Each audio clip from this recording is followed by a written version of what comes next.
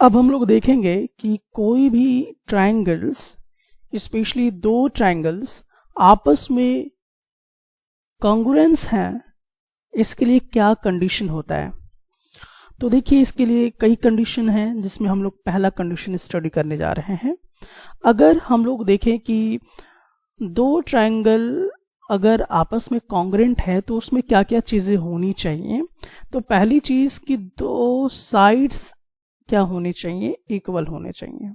दोनों ट्रायंगल के दो साइड इक्वल होने चाहिए और एक एंगल इक्वल होना चाहिए।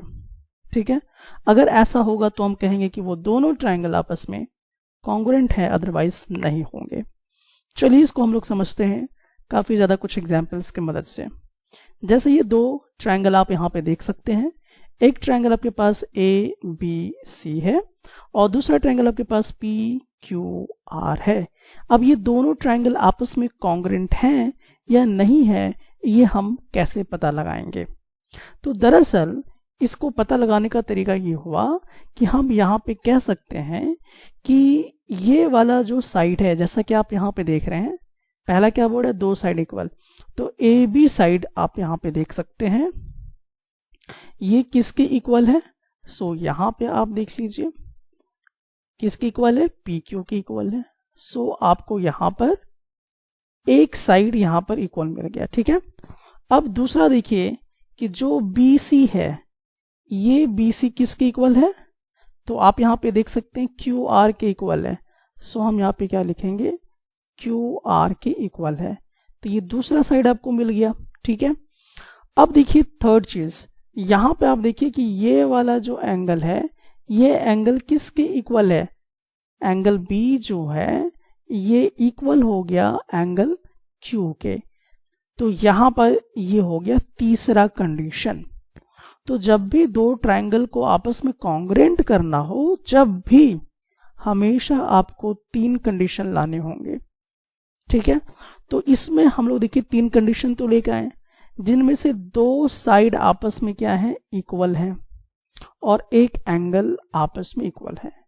अगर ऐसा है तो हम क्या लिखेंगे, हम लिखेंगे कि जो हमारा ट्रायंगल ए बी सी है, ये कॉन्ग्रुएंट होगा किसके, जी हाँ, ट्रायंगल पी क्यू आर के।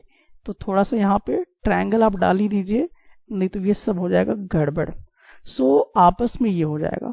तो अब ये किस कारण से कॉन्ग्रुएंट हुआ, तो देखिए साइड साइड एंगल, तो हम इसको अरेंज करके साइड एंगल साइड क्राइटेरिया बोलते हैं। ठीक है, ये कंडीशन हो गया। अब ध्यान यहाँ पर एक चीज का और भी रखना है कि ये वाला ए एग्जैक्टली किस पर गिरेगा, किसको कवर करेगा। तो जी हाँ, पी को कवर करेगा। ये जो बी है ये किसको एग्जैक्टली कवर करेगा, जी हाँ, ये क्यू को एग्जैक्टली कवर करेगा। आर जो है ये किसको एग्जैक्टली कवर करेगा, आर वाला जो है वो एग्जैक्टली किसको कवर करने वाला है, सी को कवर करने का।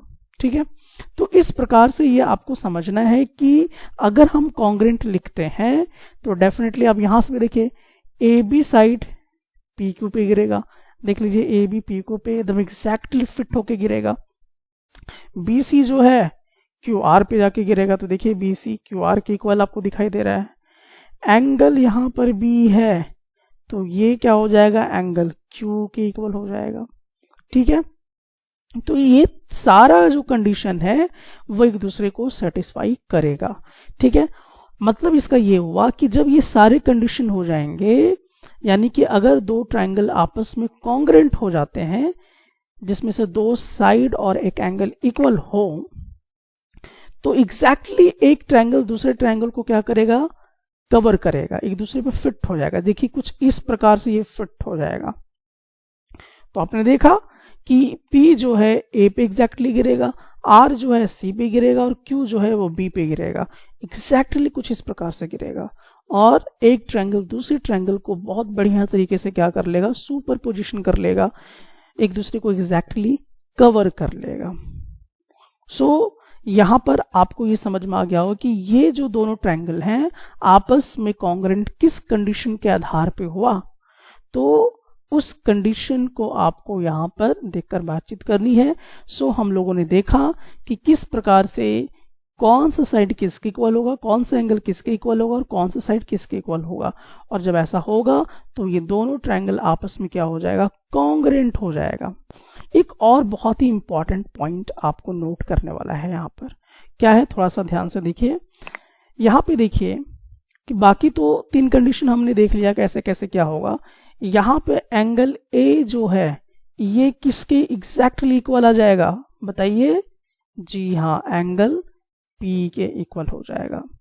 अब मुझे बताइए कि जो एंगल सी है ये किसके एग्जैक्टली इक्वल होगा, तो जी हाँ, ये एंगल आर के एग्जैक्टली हो जाएगा, बराबर हो जाएगा सब, ठीक है।